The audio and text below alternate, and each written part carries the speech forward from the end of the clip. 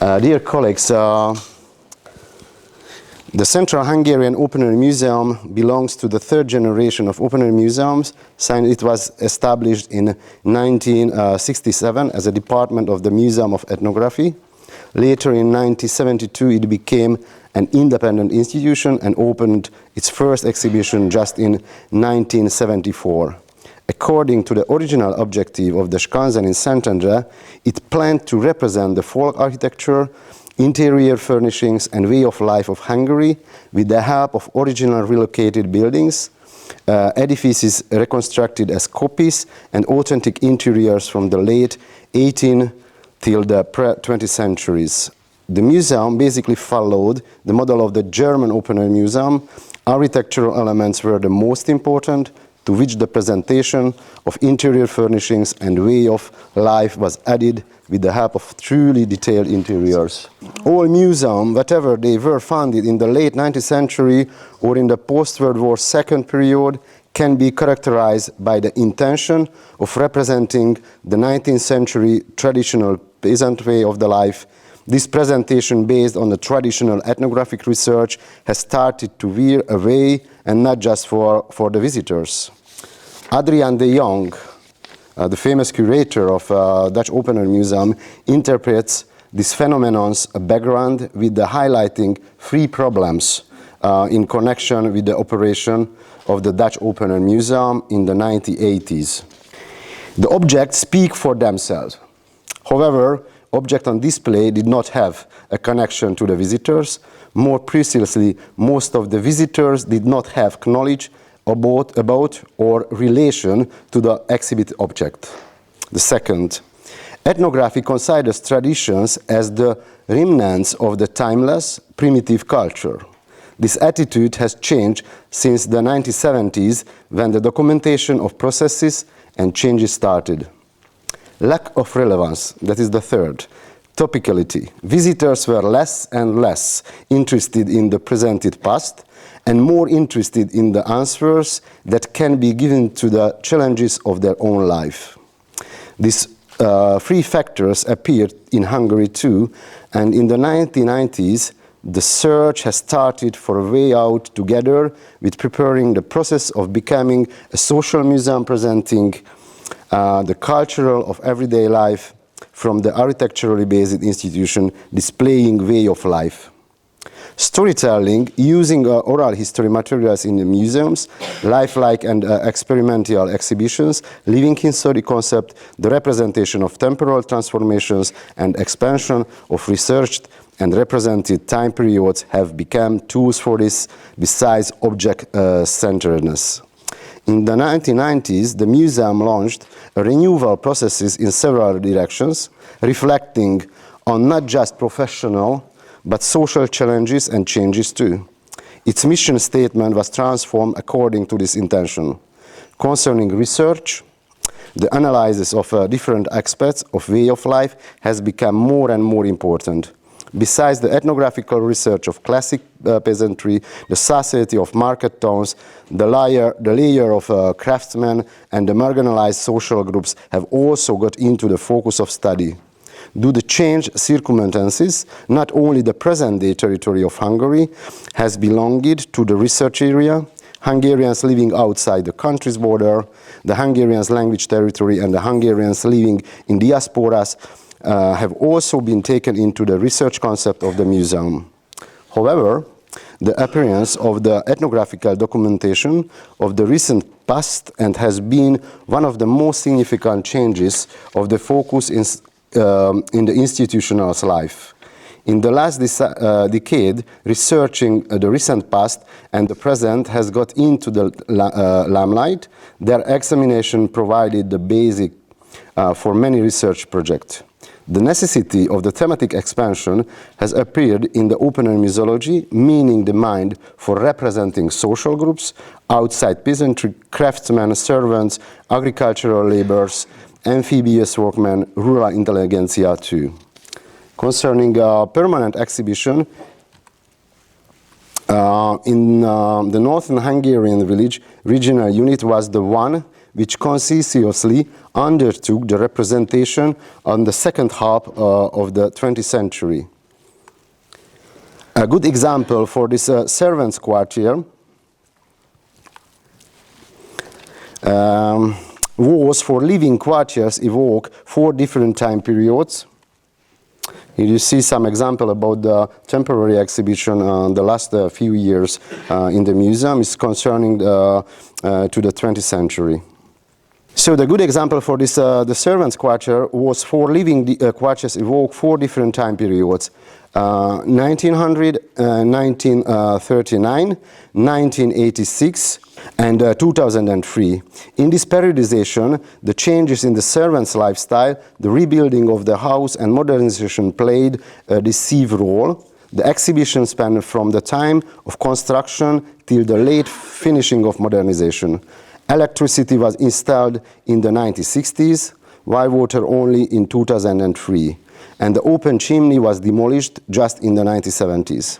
2 significant changes happened. On the one hand, not only the peasantry was in the focus of the representation anymore, but the lower class of agrarian workers, the servants of miners, and in later exhibition time, the strata of workmen.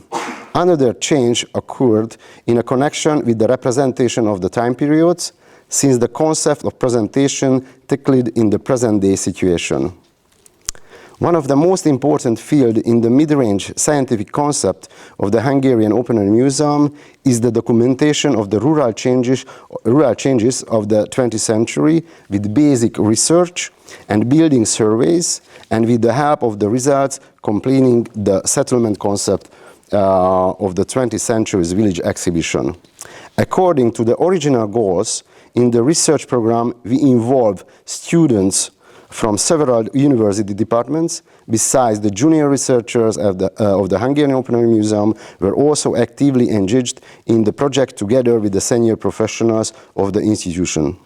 Concerning methodology, the research exploited almost all tools of ethnography, individual and group research, fieldwork, archival research, and using bibliography, the different methods of interviewing, live, focus, group, thematic, and in-depth interviews, and the varied techniques of the documenting, photo, film, building survey.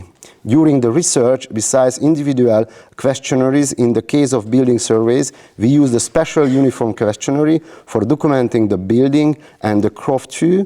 Thus, unfilled information was added to the museum archive, which is also compatible with similar researchers. The project makes up a complex research program in the confines of which we revealed those changes which defined the economic, social and cultural transformation of the 20th century Hungarian village. Project activity is based on the methodology of ethnographical and museological research, which means that besides parallel research, the processing of sources, the producing of the database, and the acquisition and systematization of objects went on continuously. The mosaic-like results of the diverse research program draw up an ethnographical picture which contributes to the better understanding of the economic and cultural events of the present and the recent past. The revealed research results will constitute the basic for the settlement concept of the exhibition unit displaying the 20th century village in the Hungarian Open Air Museum. The settlement concept lists those buildings which determine the 20th century village escape, complemented with other edifices like power poles and cables, loudspeaker, and the public wells. It is important to emphasize the representation of the significant transformation of the century. For example, the industrialization of the agrarian village, diocese way of the life, workers appearing in the villages, the lifestyles characterizing the society of the transforming and ever-changing Hungarian village, or the technical accomplishment and the results of the modernization influencing buildings and way of life. We try to present the village which recalls the 20th century for visitors, a time which can be considered already as a history. Besides the historic authenticity, we have to strengthen the visitor's bond with this display and exhibition period. We aim to represent the rural social history and lifestyle changes of the second half of the 20th century with the methods of open-air museology, using individual family history, oral history, and by mediating the background stories of objects.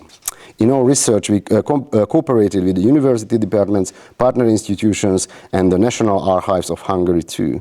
The Skanzen realized a complex research program for the 30th anniversary of the change of regime together with the National Archives of Hungary with the title, The Life Words of Exciting Socialism, the Change of Regime of the Countryside Milieu. In the 80s, for the initiative of the Patriotic People's Front as a preparation for the 40th anniversary of the liberation of Hungary, librarians, professional photographers and activists took photos of Hungary's streets to prove the development and transformation of villages. In the confines of the national initiative, more than 100,000 photos were taken between 1984 and 1986, which later were added to the National Archives of Hungary or the county institutions. Today, this picture means the uniquely detailed documentation of the pre-change of the regime period retrospectively.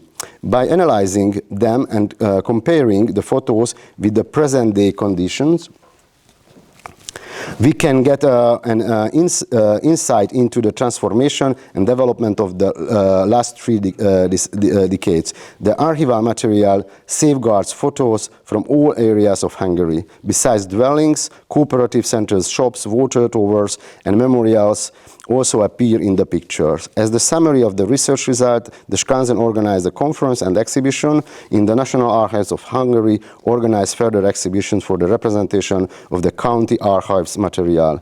The participating institutions make the digitalized photos and interviews accessible with the help of a database. Besides, the Skanzen published a catalog and the archives published a collection of scientific essays. The situational educational program in the exhibition of Skanzen belonging to the personal history series help to understand and experience historical events and relations. We try to reconstruct the life of a family or an individual with the help of original documents, locals and situational building upon the students' creativity and empathy. After getting to know the way of life and habits of the different social layers and minority groups coexisting at the beginning of the 20th century, we focus on assimilation or traditionalism, the conflict of acceptance or prejudice, drawing students' attention to importance of accepting each other, of being tolerant. Here is some example about this question. One is the Jewish merchant house from northern Hungary, and we have a museum educational program here. How was the everyday life in the market town where lived together Hungarian and Jewish claims. We have a special vegan dwellers exhibition where we can represent how was the life in the wagon during and after the relocation after the First World War. In the permanent exhibition in 2005, the museum representation of these historical events took place in the dwelling house from the southern Transdanubian village Hidas. In this building, the exhibition time is 1959. In 1945, the family living in the Swabian house, the Hungarian-German house, built in the 19th century, was evacuated. The furnishing and animals of the family came into the possession of a settler family from Bukovina, who had been previously driven away from their home in Bácska overnight. The background of this story appears in our special exhibition, complementing the interior, presenting the history of relocations and population change between the years 1945-1947, with the title, In the Course of History, Population Exchange in Southern Transdanubia in the 1940s. The disintegration of the peasant society is a long process whose last and most tragic chapter occurred after the World War II. The communist dictatorship hammered in the last nail into the symbolic coffin of the peasantry after the introduction of produce delivery, the sweeping of the ethics, the listing of kulaks, and miring people with the forced cooperatives. The exhibition, with the title Farewell to the Peasantry, organized by me, focused on this topic. The main subject matter of the exhibition is based on the several decades-long research of ethnographer Friederika Bíró and historian Lajos Für.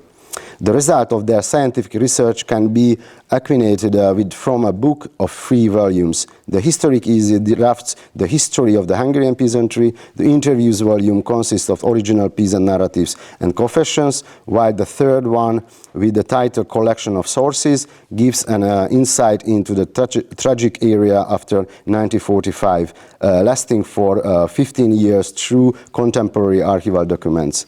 Seemingly bare historical data, the several thousands of minutes of recorded narratives, the many pages of archival documents hid individuals' personal lives and stories. Parts of life, broken lives influenced by the events of the 20th century still having an effect. In our exhibition, we present the farewell of one-time farmers and peasants to all those things which determined their lives: the land, the family, the small works, the tools, the holidays, the village, and their memories. This is not a farewell of their free will. It was born out of constraint, it was enforced. The exhibition was organized in a dwelling house from Drávacsai, a small village from southern Transdanubia, situated in our regional unit. We applied a special method as we used a relocated, authentically furnished dwelling as the locale for this exhibition. It was the first time we cleared the furnishings away from a house due to a temporary exhibition. In the empty house, nails left in the wall and object silhouettes created by the grey dust. One of the surfaces recall the one-time furnished house and the interior, a life once going on inside. In the exhibition organized around the 10 topics of the research project, all issues are connected to 1 or 2 objects, a photograph, an interview part, and the curatorial text. It is not by chance that the exhibition ends with a farewell to the land in the barn. It is a moving and cathartic and at the same time. A lanolin plow stands in the center of the space. Almost sterile, as bare as the whole exhibition, conveying this unlifelike sterility. Cleaned, conserved tools, and different articles for personal use. Nobody will ever use them according to their function. In the deep of the barn, there is a rope with a knot at each end. The visitor suddenly does not know what she or he sees. The thought is slowly forming, a thought we would never say aloud by choice. The 2 parents hung themselves for the 2 ends of the same rope, when all of their belongings were taken. The exhibition Farewell to the Peasantry launches the processing of the severe history catastrophic. Unfortunately, the lack of continuity and the social traumas caused by violent interventions of organic parts of Hungarian history. The processing of this shocks causing severe suffering is necessary for the emergence of a nation possessing a realistic self-understanding and healthy national consciousness. The last exhibition opened in 2016 in the yard of the dwelling house from Murasemenye in southern Transdanubia regional unit served a special aim. In our exhibition, labeled just a small work, Villagers in a Malenki robot at the end of the World War II. We represent the recruitment of the Russian Red Army moving in at the end of the war. Then we recall the circumstances of the evacuation into the Soviet Union and the forced labor camps. Through personal memories and recollection, enriching the presentation with a strategic installation. The mythology speciality of the open air exhibition is that it does not contain any real museum objects. It affects the audience emotionally with the help of recollection and naive poems. In this exhibition, we use the mirror material because the message was, it happens everybody in the country. And the last some example, in the first phase of the Transylvanian building complex opened in the spring, we also reflect on the second part of the 20th century. Visitors access the exhibition through a border crossing point. Today's generation can travel inside the European Union without control across the borders. For them, the ancientity of borders and the border controls are often unknown. At the border, the most characteristic structures of the 1960s and the 70s can be found. For example, the kiosk for passport, control, and the main edifice. As the result of the Living History program, here visitors can experience how passports were controlled, how costume check was carried out during crossing in the time of the Hungarian People's Republic. During the governments of communist dictator Nicolae Ceausescu between 1965 and 1989, Romania was part of the socialist countries. Nevertheless, border crossing was not without problems. In the Icarus bus standing at the border crossing point, we present border stories. The topic of smuggling was strongly outlined, so we planned a separate interpretation for presenting this, and it can be found in a Dacia, the famous Romanian car, waiting for a customs check. The biggest village, Croft on the Transylvanian building complex displays on the diversity and richness of the Transylvanian Saxon German culture, which for centuries played an important role in the economic, social, cultural, and ecclesiastical life of Transylvania. The Croft for Norosia in an enclosed building complex with a closed yard consisting of 2 dwellings, 2 outbuildings, and 2 barns. The museum displays its Saxon migration to Transylvania, the settlement, and those events which were determined in the Saxon life and had outstanding importance concerning coexisting with the other ethnic groups. We can get to know the communal life of Transylvanian Saxons, their peculiar social institutions, the mutually helping network of neighborhoods, Nachbarschaft. We can also get a glimpse of the Saxon craftsmanship, traditions and holidays. In the exhibition of the house, a dramatic part of the 20th century history, so far unbeknown in Hungary for several people, is also presented.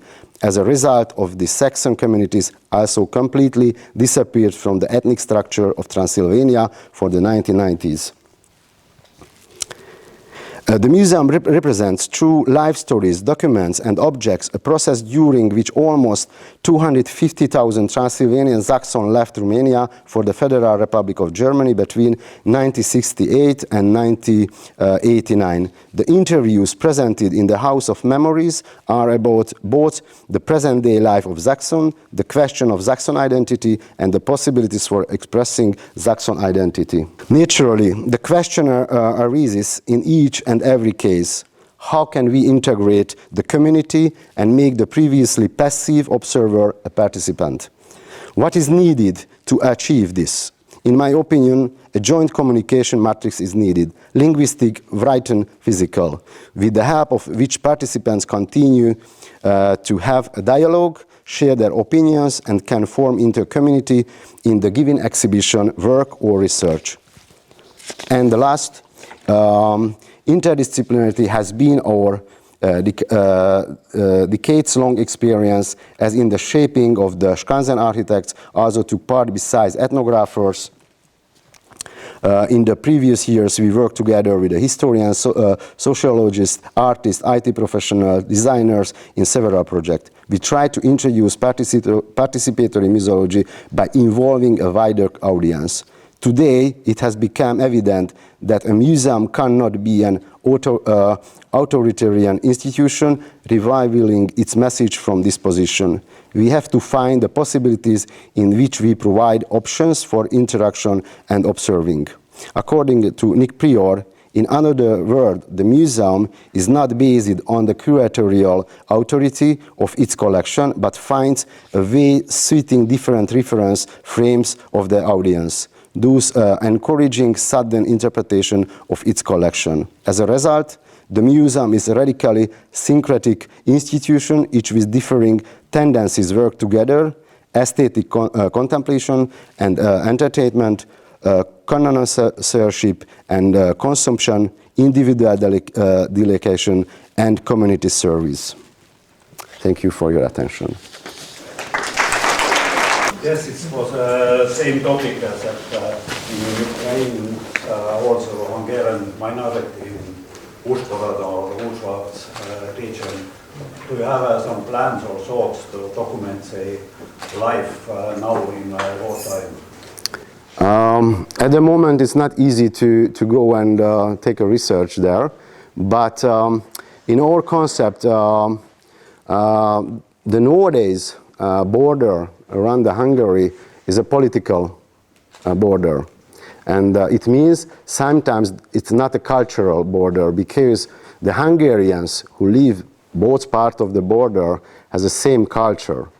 And in the past, we have some research in Ukrainian also. And for example, in the North Hungarian village was the first unit in the museum where we can rebuild a building from the part of Slovakia. So we represent in their unit, it's a similar culture and not a border difference. So we think about the Hungarian culture and identity is not just in the Nordic country, but outside, and it's very important we focus not just the Hungarian, but the other minorities also in our exhibitional and educational program also. May I ask something? Yeah. I think it's an interesting question, and we also got it from our audience. What about the territories we lost after the First World War? And the thing that we are a museum, a national museum, which we have to focus on the scientific things and not for political things. And what Zsolt said or mentioned, the cultural phenomena is not the same border as the official border of the country. So in the Ukraine, in the western part of Ukraine, there is a nice open air museum presenting the Hungarians in that open air museum, the buildings. So why we take it over? Because they have to keep in the original territory. But of course, some buildings can remind each other for the other territory. And of course, we are planning, and we already bought many data from colleagues who collected it and researched it in the territory of Ukraine earlier. 20 years ago, 10 years ago, and so on. So in that case, it's not in the focus to create a new building complex in our museum about the territories we lost after the First War. That's includes in Sibiu there is the Hungarian buildings, more or less, and in other territories as well. So that is the normal way, I think. Transylvania is an exception. It's exception because it's a individual cultural phenomena and ethnographical phenomena in many senses. That's why we created the Transylvania region. Thank you. Yes, thank you so much. It was very good. I have a question of understanding and a more not so very understanding question. But first, until when have these conceptual changes taken place in your museum? And the other question would be, have these all these new directions and widening of the concept, both temporary and theme-wise, also acknowledged by the society and have a more active actions from the civil society followed? For example, like we heard yesterday in the Lithuanian Open Air Museum's case, that civil society organizations turn to museum and offer the pass to the exhibition. Yes. I think it's a long history of in our museum. In the 70s, when the first unit was built in the museum, the curators invited the local people to make an exhibition together, and from this village came the local people every year to the museum, celebrate the culture, and we have a direct contact with and a link to these villages. So, for example, in eastern part of the country, as a village Milota, there one of the first building in the museum came from this village, and we had the last research program there on the last year.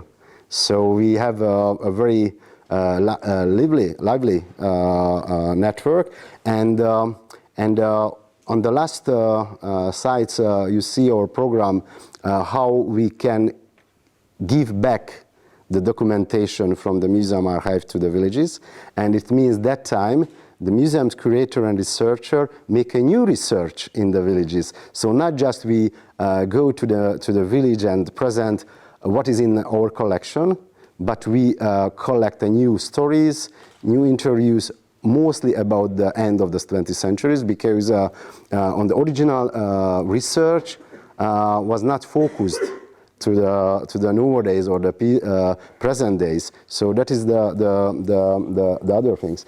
And we have a many local communities program in the museum. So every year we invite different communities to the museum and represent not the past stories, represent how is the life nowadays, today's in the villages. So that time the museum present not just the past but the present also. And the third about the concept. The first concept of the 20th century's village unit came from 2003, so 20 years ago, and I think it was the educational background of us in the museum to show to the audience about the changing, and if we try just to build a unit, a real exhibition in an open air museum, I think it shocked the visitors. So step by step, we educated the visitors. The museum involved the nowadays culture also, and not just the classic ethnographical time. Okay. I'm afraid we can't. If you have it very quickly, very short remark. The changing of the concept goes back to 2001. There was the AOM conference in Szentendre, together with all members of the association, and that was the topic of this conference was, where is the limit? What is the future of open air museums? What can we do with the idea of 100 years old in the 21st century? And then two years later, I wrote an article about the extension of the concept in topic, in time and in space. And then after we started this process of changing the concept, and I think for a museum, if the museum keeps the original mission without any changing, that's that.